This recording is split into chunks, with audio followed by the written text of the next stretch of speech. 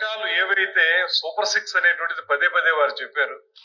Super 6 పథకాలని ఏ రకంగా ఈ ప్రభుత్వం అమలు చేస్తుంది అనేటువంటి విషయంలో ఈ ప్రభుత్వానికి స్పష్టమైన అవగాహన ఉంది. అందుకే మీరు దయచేసి వినండి, మీరు 2000 రూపాయల పెన్షన్ ని 3000 రూపాయలు పెంచడానికి మీకు 5 సంవత్సరాలు పట్టింది. ఇదే ప్రభుత్వం వచ్చిన అధికారంలోకి వచ్చిన 15 రోజుల్లో 3000 రూపాయలు 4000 రూపాయలకు పెంచినటువంటి ఘనత ఈ ప్రభుత్వానికి దక్కుతుంది. అంతేకాదు మేము ఏప్రిల్ నెలలో ప్రకటించాం. ఏప్రిల్ నెలలో ప్రకటిస్తే అప్పుడు మా ప్రభుత్వం లేదు. ఏప్రిల్ మే జూన్ 3 నెలలకు కలిపి ఏదైతే ఒక్కొక్క 1000 రూపాయలు ఇవ్వాలో దాన్ని కూడా కలిపి జూలై నెలలో ఇచ్చినటువంటి పెన్షన్ ని 7000 రూపాయలు ఇచ్చినటువంటి ఘనత ఈ ప్రభుత్వాన్ని.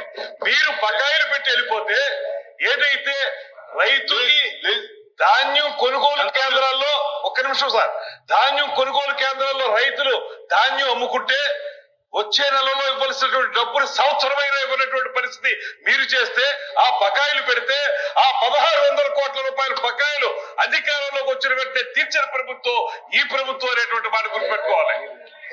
ఫీజు రియంబర్స్మెంట్ 4000 రూపాయలు. ఇప్పుడు మీరు సూపర్ 6 చెప్పారు, ఇవాళ సూపర్ 6 లో ఒక్కొక్కటి తీసుకుంటా ఉన్నాం. మేము కార్యక్రమాలు ఈ ప్రభుత్వం వచ్చి 4 నెలలైంది.